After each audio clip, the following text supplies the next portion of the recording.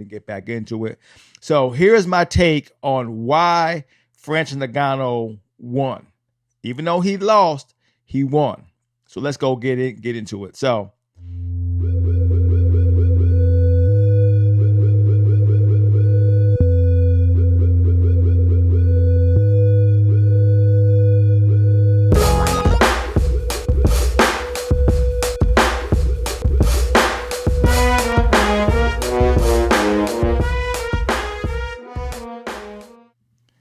hey, what's going on, fight fans? Hey, this is Coach D the Wild Man coming at you again. Well, I'm finally back. I know it's been a while, but let me catch everybody up.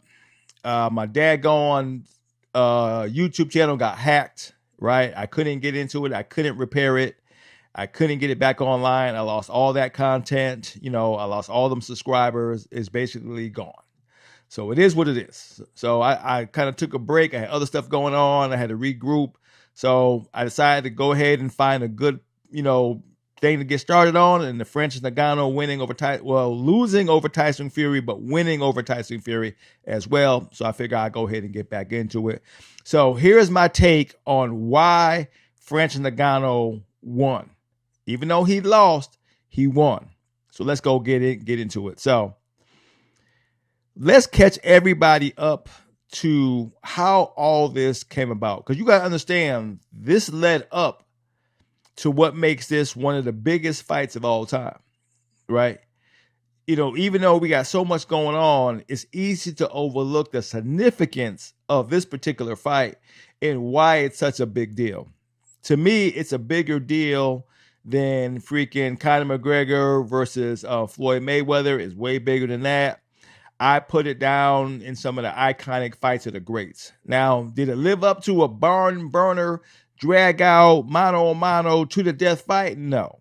But did it show something that we needed to see, that one man can persevere against all odds and be able to set a goal, reach it, and be where he's supposed to be, where so many things was against him, where so many people wanted him to fail, meaning Dana White in the UFC, to where they were going to say and do whatever they needed to do for this to happen.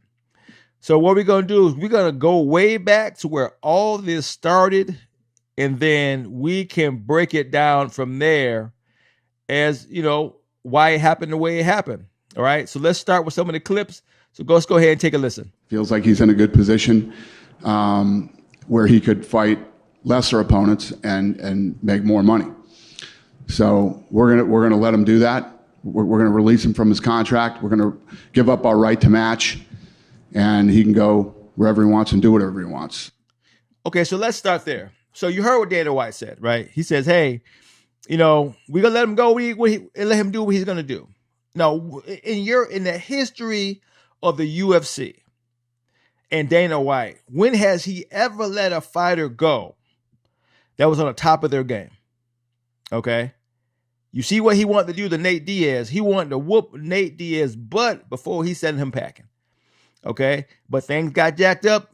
Some people didn't make weight. They had to switch things around. Nate Diaz ended up winning his fight against Tony Ferguson, was able to ride off into the sunset with a win. But that's not how Dana White wanted it to happen. That's how it ended up happening. So Dana White doesn't let you go when you're on top of your game. When you're all washed up, or you're on a losing record, and your fan base is dropped, and you're getting beat up, you can't really get no real good fights.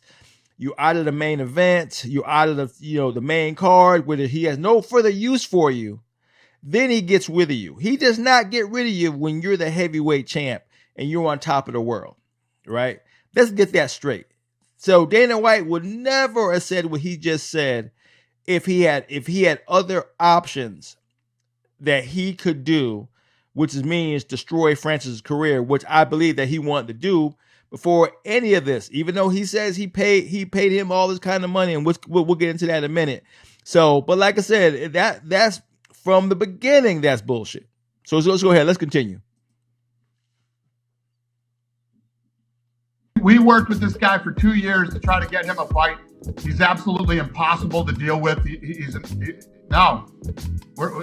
never be in the UFC again. So he made his decision. We worked hard, man. One of my guys, Hunter Campbell, who works for me, must have done 75 dinners with this guy trying to get him, on board. We offered him a lot of money, showed him nothing but respect. We wanted to keep him, and that ship has sailed. Why? All right. So you heard. He said that ship has sailed. He says, look, man, I did all I can.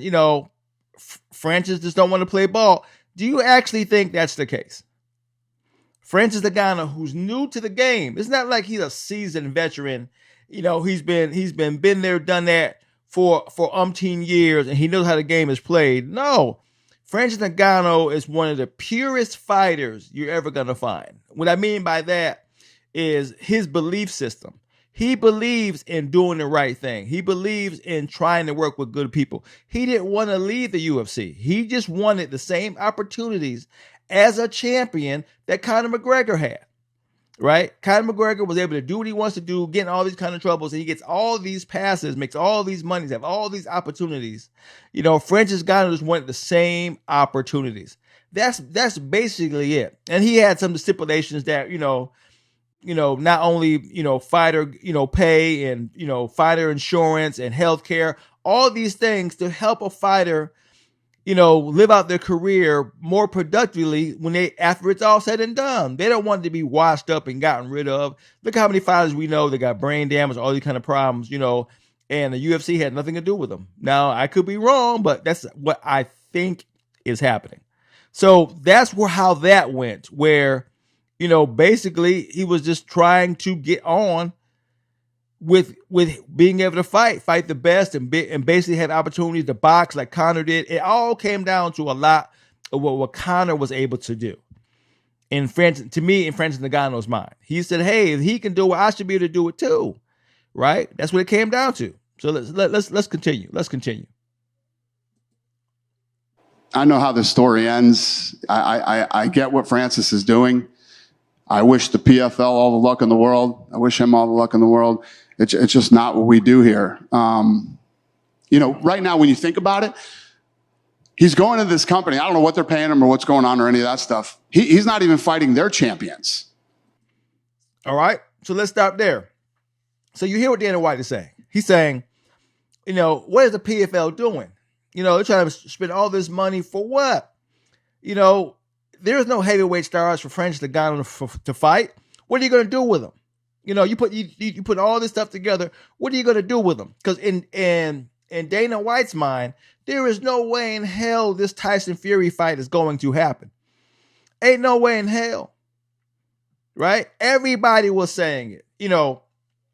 Francis Ngannou is dumb. He's out there, with no guarantees. He don't have a fight. He don't have a home.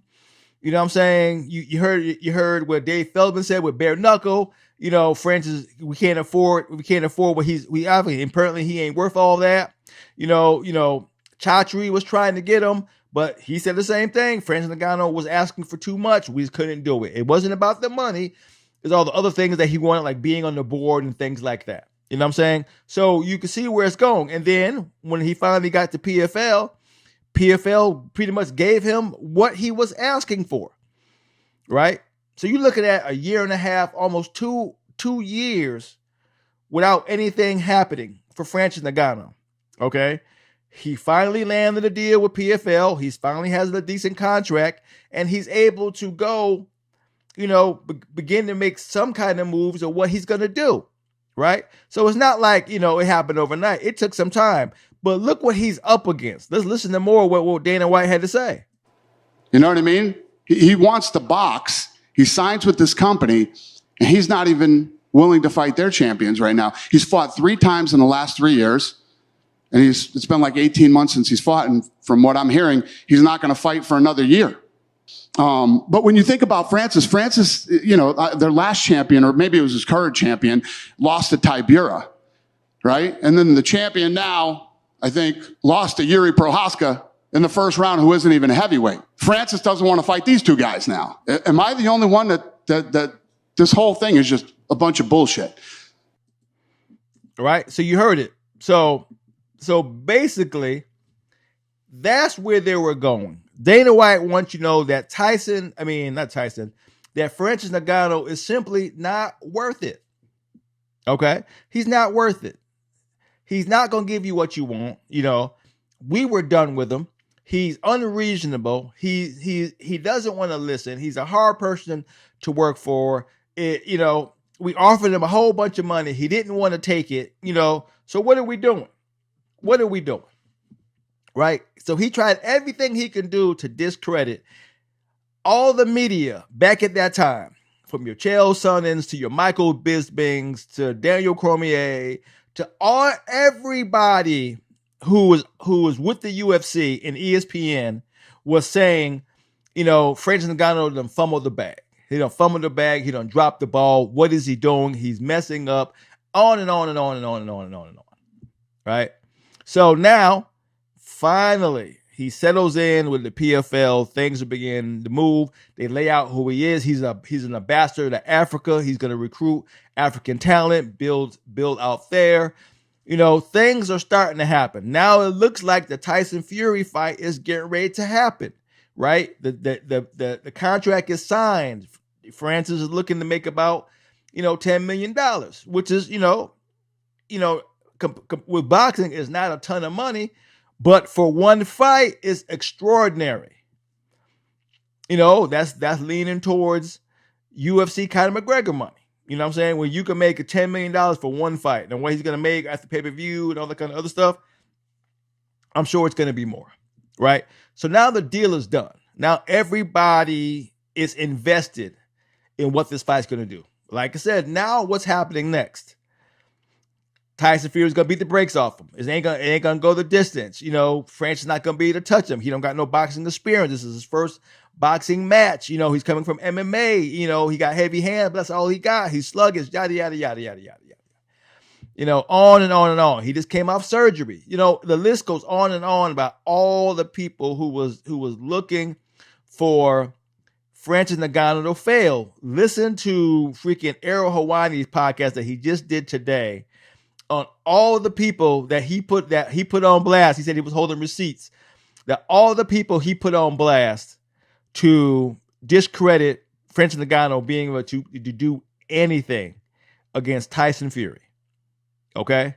So it was nothing but downhill for Francis Ngannou. Even though he got this great deal with PFL, he's going to fumble the ball. Okay? Now, the fight just happened, right? And it's down the middle in the fan base of who won and who lost. Half of them people saying Tyson Fury won, another half are saying Francis Ngannou won. Even though the judges ruled it for Tyson Fury, it was just that close. I think like a 1-point margin or whatever it was between winning and losing for Francis Ngannou. So let's look at the significance of that. Okay, he came close to being a champion without a belt over Tyson Fury, who was arguably the best at heavyweight. He currently holds the belt at heavyweight, so he is the best at heavyweight. Francis came close in his first fight to beating him. So what does that say? Some people are saying Tyson Fury didn't take it seriously. So what? That's on Tyson for not taking it serious, thinking he's gonna be able to walk through Francis Ngannou, and he almost got knocked out, and then he got beat up in the 8th. So regardless of what you think it is, we can only go on what actually happened. And it is that Tyson Fury almost lost, right? Out of all the situations Francis had to go through to get to where he's at, and this is what makes this fight significant, is not only his backstory of escaping from Cameroon, making his way to France, living on the streets, getting into MMA, becoming an MMA champion, becoming one of the best to ever do it, able to switch over the PFL, getting into boxing and get ready to fight one of the best, out there. That's supposed to be simply just Conor's story. That's no longer the case. It's Francis' story now. And it's a bigger and better story that people can get behind, right? It's hard to get behind the foolishness of all the crap that takes away from what you've done. freaking Francis has been a clean-cut guy, doing it the right way, giving people the benefit of the doubt, regardless of what's going on, living life the best that he can and having faith and being positive. And look at the outcome of being a positive person and making something positive happen. Now, is he a genetic freak? Yes. Does he have accolades that not many other people have? Yes. Is the heavyweight position one of the most coveted positions out there? Yes. Right? Does he have heavy hands, knock you out with one shot? Yes. So he has a lot going for him that a lot of other people can't match. So if this is a story that other people can produce, not exactly the same, but it's all possible. Right? And on top of that, at the end of the day, he beat Dana White at Dana White's game. Right? And I'm not saying he left a sinking ship, but he left the corruption and the bad air of it all and all the stuff that going along with it. He wanted to get back, to this being able to follow his dreams. Now, did he leave one, corrupt promotion for another? Yes, kind of, sort of, right? They both got their corruption side of it. They all got their favoritisms and who they embedded with and yada, yada, yada. It is what it is. That's the name of the game. Money rules it all. How you make money ain't always the clean way. What that old saying, all money ain't good money. It is what it is. On top of that, right, he was backed outside of the United States. So Dana White couldn't call nobody and throw more roadblocks his way because Dana White is not in bed with Saudi Arabia. Saudi Arabia can buy the UFC easily if they wanted to. So there's nothing Dana White could do to stop this from happening. Freaking with Tyson and Francis Ngannou. Right? It would happen in Saudi Arabia. I can't remember what promotion was on, but everything was covered. Right? It don't matter what the pay-per-views were. Everything was covered. Right? When you got Saudi money, you got real money. So now, what do? There's another player out there that got pockets. The PFL is with somebody who got major money. So who knows what deals could be thrown on the table when you got money. The PFL potentially can recruit anybody from the UFC. They could potentially have the backing to do so. So Dana White acting like it ain't no big deal. It's a big deal. When you can combine talent like freaking Saudi Arabia can.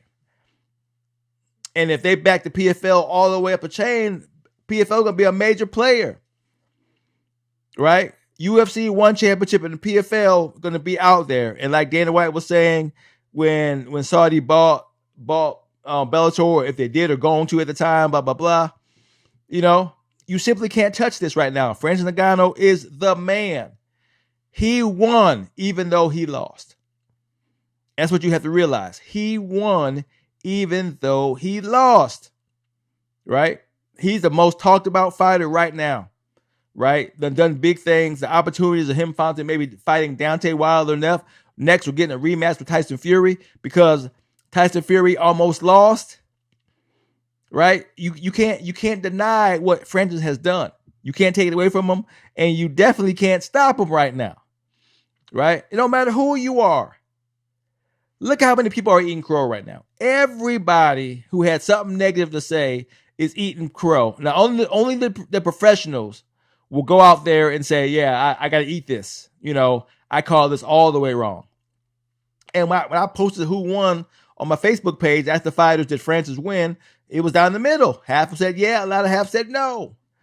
So this fight, the way he's positioned this fight, a lot is up for grabs, considering what the fans are saying. Because all about the fans. It's what the fans deem happened is what happened. And a lot of people are on Francis' side, not because they like his stories, because of how he did in the ring. So say what you want to say. Do what you want to do. At the end of the day, Francis lost, but he won. And that's what you got to deal with. Love it or hate it. It is what it is. All right. Hey, this is Coach D the Wild Man coming at you again. My new podcast is going to be Coach D Media. It is what it is. I got used to saying it because, hey, yeah. Sorry I've been gone for a minute, but I had to regroup and get some things done, but I'm back. All right, so it's Coach D doing what I'm doing, calling it like I see it, talking my share of shit. To hear from me again, peace out.